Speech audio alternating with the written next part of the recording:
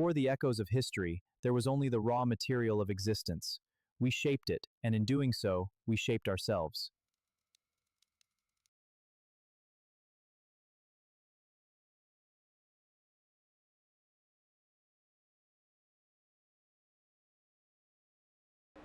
There is a moment every growing civilization reaches. A single leader can no longer hold it together by will alone. The crowd has grown too large, the land too wide. 4 times, in 4 places, humans faced this same crisis, and 4 times they answered it differently.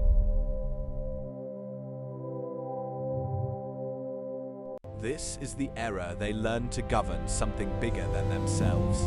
It begins in Athens. For generations, Athens was ruled by feuding aristocratic clans. Their rivalries kept spilling into the streets. Then, a reformer named Cleisthenes redrew the map itself, mixing rival clans into new tribes, breaking the old loyalties apart. Every citizen, however humble, could now stand in the assembly and vote directly on the laws that bound him.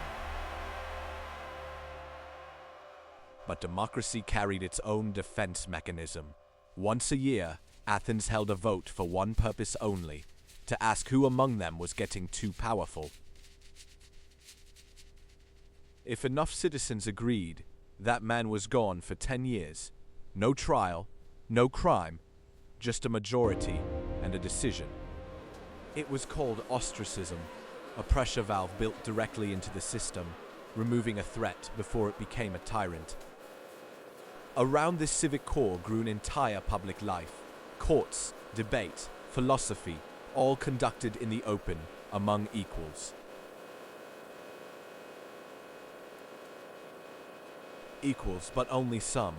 Citizenship was rare and jealously guarded, reserved for a narrow circle in a small city. Athens could perfect self-rule. It could not easily grow beyond it. 1,000 miles west, a different city was about to answer the same problem in the opposite way.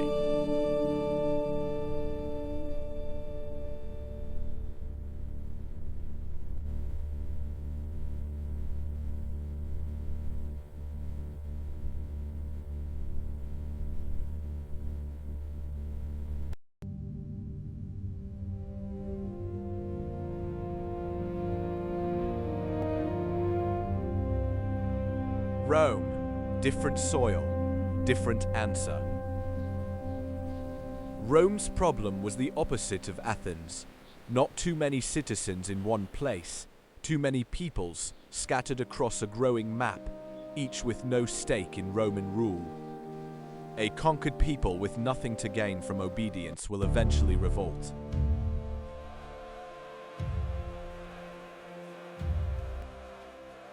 So Rome tried something almost no empire before it had dared. It gave citizenship away. Conquered towns became Roman towns. Their leaders became Roman citizens with Roman rights and increasingly Roman loyalty.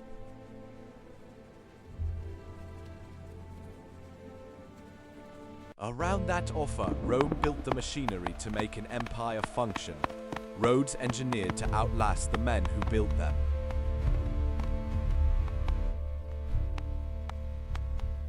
Aqueducts carrying water for cities of a size the ancient world had never sustained.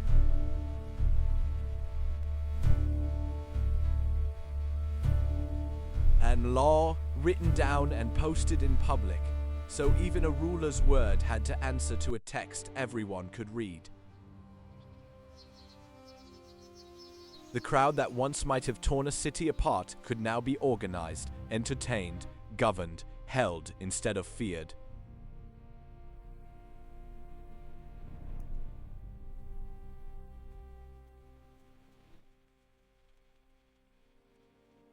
But even Rome's roads had limits. Farther east, an empire 10 times its size had already solved the problem of distance itself.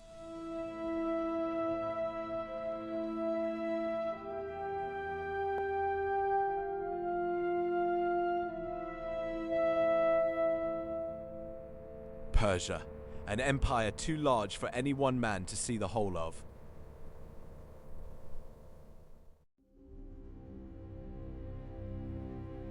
The Persian Empire stretched from Egypt to India, 3 months' walk from one end to the other. A revolt could burn for a season before the king even heard of it.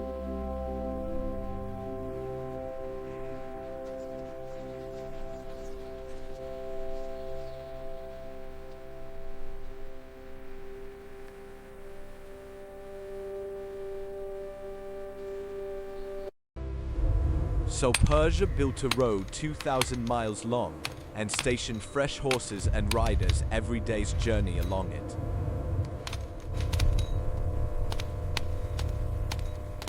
A message was never carried start to finish by one rider. It passed hand to hand, horse to horse, riders riding through the night. What took 3 months on foot now took a week. Distance solved. Persia faced governance. Its answer: let conquered peoples keep their own gods, their own laws, their own customs, ruled locally through governors called satraps, loyal to the king, but not enforcers of one Persian way. An empire of 100 peoples, none forced to become Persian to be ruled by Persia. Tolerance, it turned out, held an empire together longer than force alone ever could. At its height, no empire on earth had governed more people across more distance with less friction. Far to the east, a fourth answer waited, one that measured a man's right to govern not by birth, but by what he knew.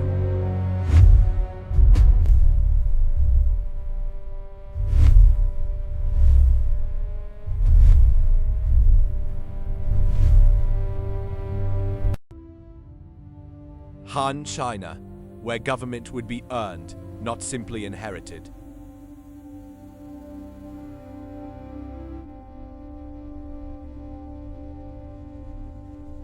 In China's early empire, provinces were run by men born into power, not chosen for skill in using it. Good birth did not guarantee good government. The Han dynasty tried something radical, that a government position should be earned, not inherited. Candidates from across the empire, sometimes farmers' sons among them, sat for a written examination on the classics, ethics, and law. Pass, and a commoner could rise to govern a province. Fail, and a noble's son went home. For the first time, an empire's officials were chosen, at least in principle, for what they knew, not who their father was.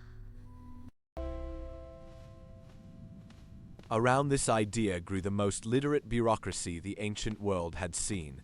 Records kept, taxes counted, granaries tracked, across a population no other empire in this story had to govern.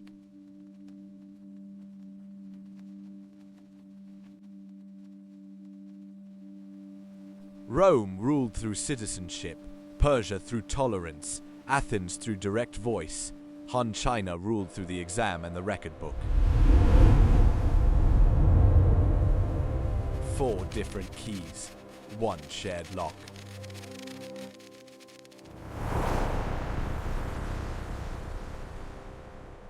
Vote, citizenship, the relay road, the exam. 4 tools, built independently for the same purpose, to hold together something bigger than any one person could carry alone.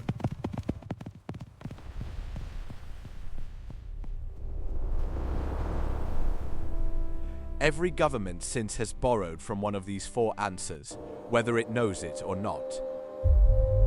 Looking down on the earth, 4 small lights still burn. One where citizens first learned to vote. One that turned conquered peoples into citizens. One that moved messages across an empire and ruled without erasing its peoples. One that measured a man's right to govern by what he knew, not by birth. 4 different answers to the same problem. How do you hold together something larger than any single ruler can control? The crowd that once threatened to tear a city apart had learned, 4 times over, how to hold itself together. Not by the will of one man, not by fear alone, but by tools that outlasted the people who first invented them. The vote, the citizen, the road, the exam. In the same square where chaos once rose, order now stood, quiet, enduring, human.